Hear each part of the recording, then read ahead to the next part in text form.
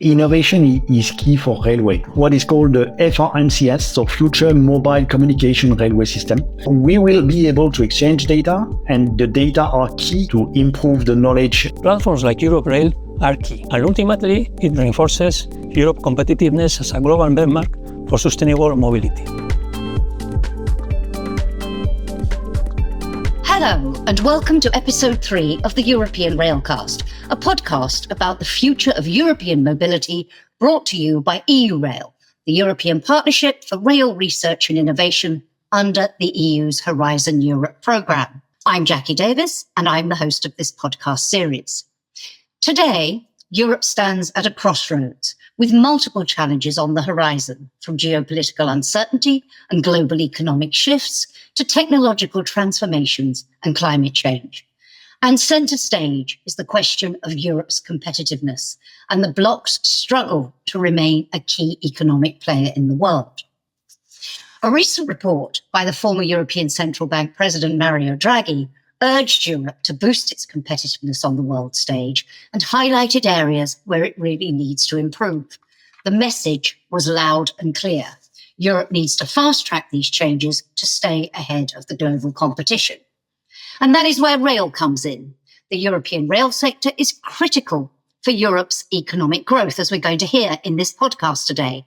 And it's also an essential element of the bloc's ambitious plans to reach climate neutrality by 2050.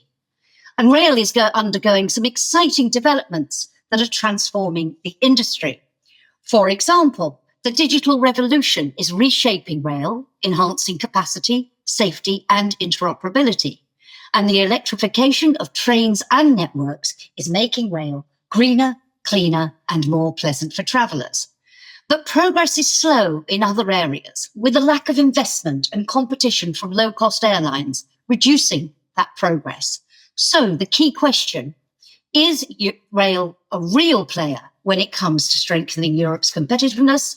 And what further innovations and transformations are needed to help the rail sector keep Europe ahead of the global competition? That's what we're going to talk about in today's podcast. And I'm delighted to welcome our guest for this podcast, Pierre Fleury, Chief Technical Officer at Alstom, which develops and promotes innovative and sustainable transport solutions, from high-speed trains to metros, monorails and trams, and signalling systems and services. Later on, we're also going to hear from our contributing expert for this podcast, Iosu Ibarbia, who is Technology Director at CAF, an international leader in the design and supply of comprehensive transformation systems. But Pierre, let me turn to you first, and I'm delighted to welcome you this afternoon. And I really want to cut straight to the chase, Pierre. In a nutshell, what is your answer to that crucial question I just posed and is the focus of our discussion today? Do you believe the rail sector in Europe is really playing a key role when it comes to strengthening our competitiveness? How important do you believe its actual contribution and its potential contribution could be? So thank you for the question. I think it's a very important question indeed. And yes, I'm convinced that railway is key for Europe competitiveness. And I see 3 dimensions for this. First, the product itself. Just to imagine a big city without a tramway or a metro, the city will be completely blocked every day. You cannot replace these solutions by cars or by whatever means. So it's absolutely key to have this infrastructure and have this solution in the landscape of today. Just talking about tramways and metro, but we can say the same about very high speed, moving the people everywhere. The second dimension is the industry itself.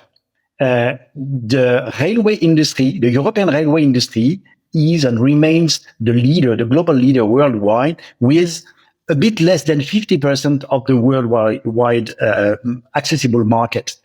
So we are clearly the number one. And the last one is important for me, is very important as well, is standard and regulation.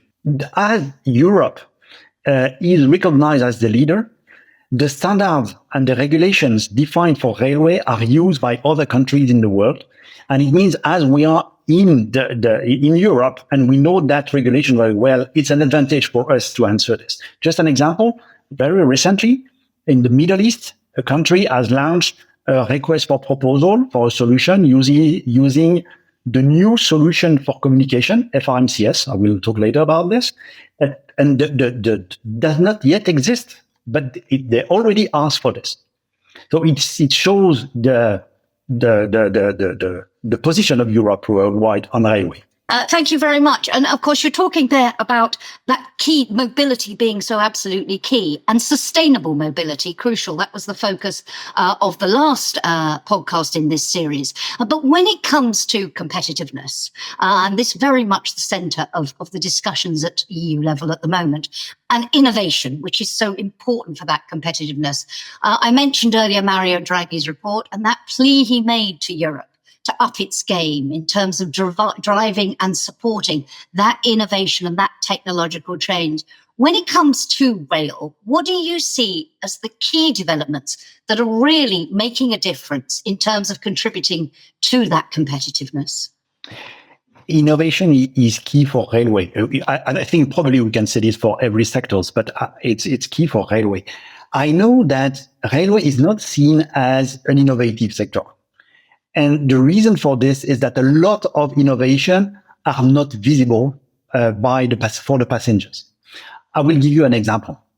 I think it was in June, the most crowded line, very high-speed line in Europe, between Paris and Lyon, have implemented the ERTMS level 2 that allow to go from 13 trains per hour to 16 trains per hour. Just to explain to some of our listeners who may not be familiar with it, sorry to interrupt you, Pierre, ERTMS, what does it stand for? So this is the standard signaling system for Europe. You know, Europe is working on interoperability. I was about to say the dream, but it's not a dream. That the objective of Europe is that people can move seamless from one country to another country, and not always the next country. It can be the far other end of the Europe. For this, we need to have standards and to have trained able to speak with the ground, who speak with the signaling system for safety reasons. And ERTMS is the new system adopted by Europe in order to have this one single area. So that one of the key elements of a competitive rail sector contributing to a competitive Europe. Other elements you might mention? Yes, because, I was talking about this because it's not visible. You know, I'm a passenger, I'm taking the train. I don't know if you are using ERTMS level 2, level 3, level 1 or other solution. I don't know. But there are some innovations that are known by the public. So if I take very well-known very high-speed train, for example, when the very high-speed train has been introduced, it was past a long time ago, we have reduced the distance. We have now as well the metro that are automated metro. People take the metro, there is no cabin, no driver, it is visible. But there are a lot of invisible innovation that we are working on. It can be on energy consumption. Energy consumption is absolutely key. What people may not know today is that in Alstom, the average portfolio energy consumption have decreased by 25% versus 10 years ago. But you talked a lot about seamless travel. And that's a key element of that, because when you're trying to move, as you say, the last mile of a journey within cities, between cities, regions, and indeed internationally, for passengers, this would make a huge difference. And for freight. So I can give something that is very important to me is what is called the FRMCS, so Future Mobile Communication Railway System. It's the new revolution, a new way of transmitting data. We are talking about data for railway for operators. We are not talking for passengers for a moment. It's a way to move from the 2G to the 5G in a safe environment, evolutive environment, because we will be able with this device to go to 5.5 and then 6G. So it's evolutive. It's safe. It will be the safe level of safety of the army, or the police. So we will be able to exchange data, and the data are key in order to make predictive maintenance, to improve the knowledge, the knowledge we have, the sensors we can have, the big data we can get from the trains. And I can give some examples later on this topic because it's important for me as well. What we are working on as well, as I said, is energy management. So energy management, we are working on optimizing the energy used by one train. Okay, so we have what we call a driver assistance system that is telling to the driver, this is the best way you can reach the next station on time by using the less energy. But for this, the system needs to have the information. And that's why we need this new communication system, the FRMCS, in order to get all the information. If there is one point where the train has to stop, the system needs to know this in order to decrease the level of energy we will need for this. And this is at one train, at the level of one train. But we can do it at the fleet level. And so it's more complex for sure. And you need computers for doing this. It's not able to do, we cannot do this with a human brain. But when you are braking today on a train, you are regenerating energy and you send back the energy on the network at the condition that another train is able to use it. So you can optimize the braking and the acceleration phase of each train at the fleet level in order to optimize the energy. Yeah, and in terms of the overarching priorities, what do you see as we move forward? You've talked about many of the initiatives you are working on. Within those initiatives, and I'm thinking here, for example, of the flagship project, the Rail for Earth, FP4, for example. What are the core priorities within that project and more broadly now? And how do you see that evolving in the future? What's going to be most interesting and most challenging? Linking this, of course, always to our topic today of competitiveness. So in it, we are working a lot on FP4. So we have a lot of partners, but Alstom is in the lead for this with Europe Rail. We have several topics that we are addressing in this FP4. One of it is the extended range for battery train. So what does it mean? Today, we have half of the network that is electrified. So it means half that is not electrified, that is operated now with diesel train. For sure, diesel train, we want to avoid this and to replace with trains that are not emitting carbon. And so the idea is to use battery train. And the battery train today, the autonomy is about 80 to 100 kilometers. The need by the operators is 200 kilometers. So we are working on a new types of battery, new type of train, lighter trains that will consume less energy in order to reach this 200 kilometers that will allow to do more or less all the operations without diesel trains. And what will be the biggest challenge in doing that? Is it, as in other sectors, for example, the cost of batteries? What is the most difficult issue here?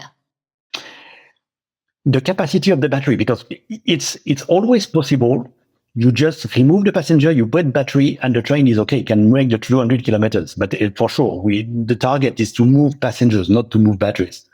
So we need to find batteries that are compact enough in order to let space for passengers, for sure. We need to manage as well what we call the thermal runaway. When you put a lot of energy in a train, you have this energy. So you need to ensure that there is, from a safety point of view, there is no consequence. So this is key as well. And you need also to manage the way you are going to reload the battery. Because if you can do the 200 kilometer, you need to make the 200 kilometer back. So we need to manage all of this. Any other areas of focus of work now or new areas you think might come up in the future? Yeah, so for existing area, I think one topic as well that is interesting, or at least for me, we are working on what we call a green bogie. So it's a bogie with 30 less weight. And it's very important to decrease the weight of the bogie because the bogie is creating damage to the track. And we know that infrastructure is key today. It's the bottleneck today, infrastructure. We have not invested enough in the past decades. And so we need to protect and to optimize the use of the infrastructure.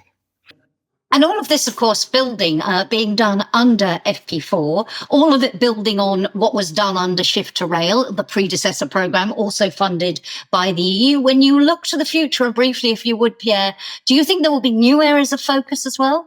Yes, I'm convinced that, as I said, infrastructure is key. Infrastructure is the bottleneck. We need to increase the use of the infrastructure, for example, with virtual coupling of trains.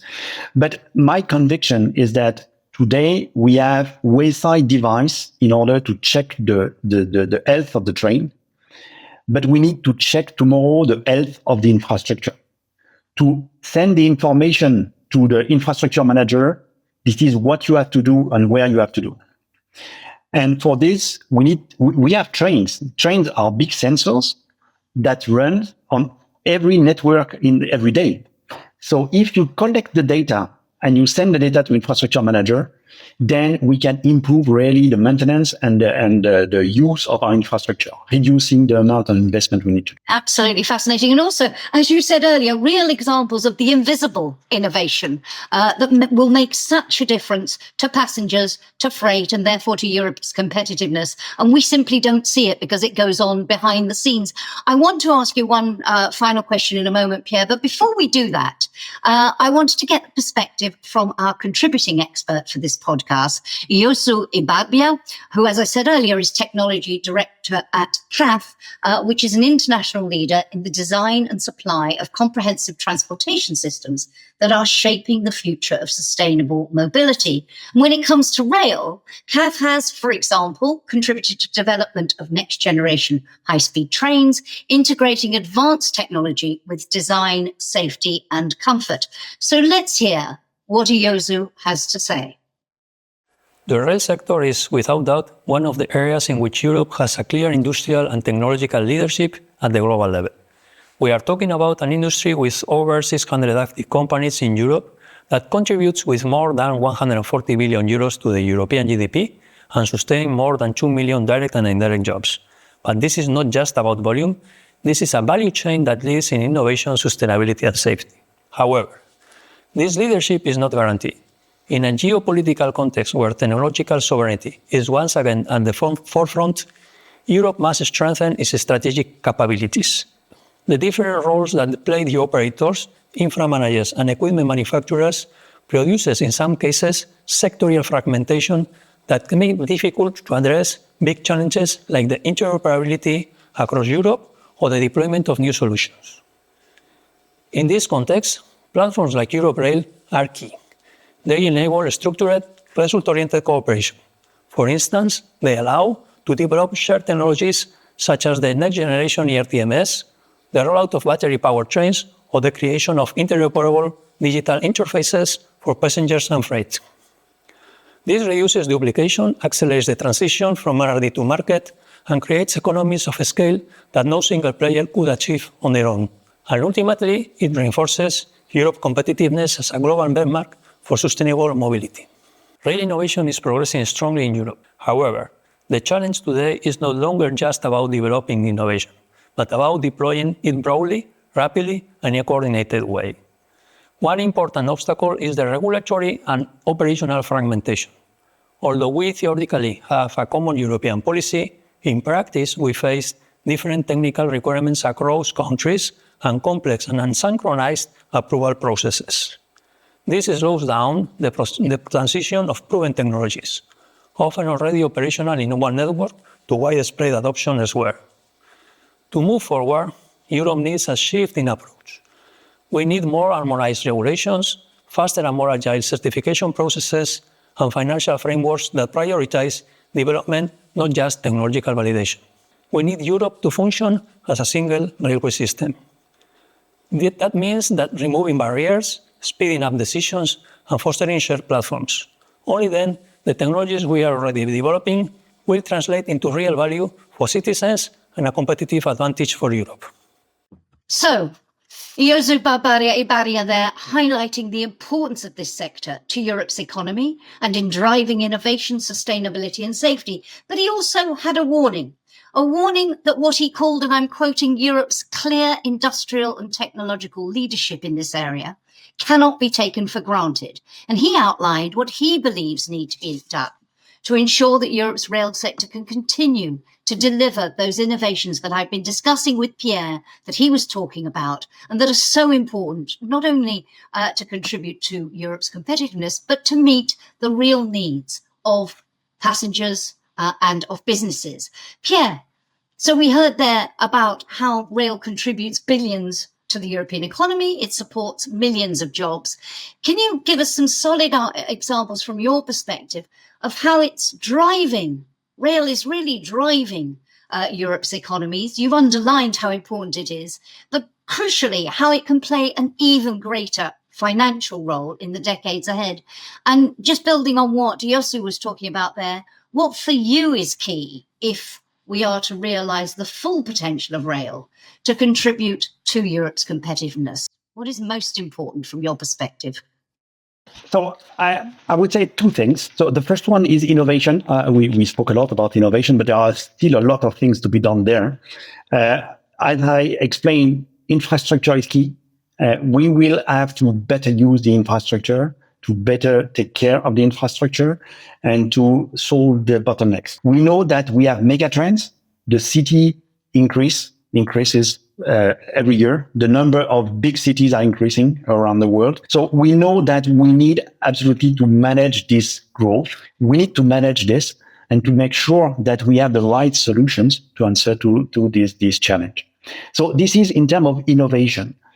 And on the other side, we speak a lot about simplification.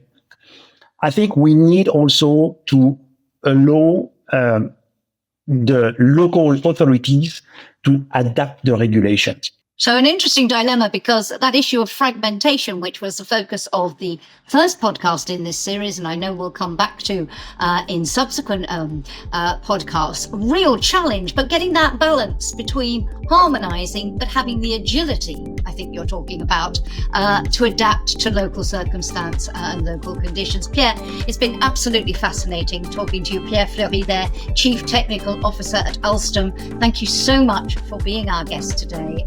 And thank you for sharing those insights with us and all those exciting developments that are underway. Great to hear about them. And this podcast is brought to you by EU Rail, the European Partnership for Rail Research and Innovation, as I mentioned earlier, under the Horizon Europe programme. And EU Rail aims to deliver a high-capacity, integrated European rail network by eliminating barriers to interoperability, providing solutions for full integration, and achieving faster uptake and development of innovation through funded project. It's been great not only having Pierre with us today, but also having you watching us today. Also great to hear from Iosu Ibarbia earlier on. I'd like to thank all of the team who are involved in the European Railcast, a podcast about the future of European mobility. And please do stay tuned for upcoming podcasts in this series. Thank you and goodbye.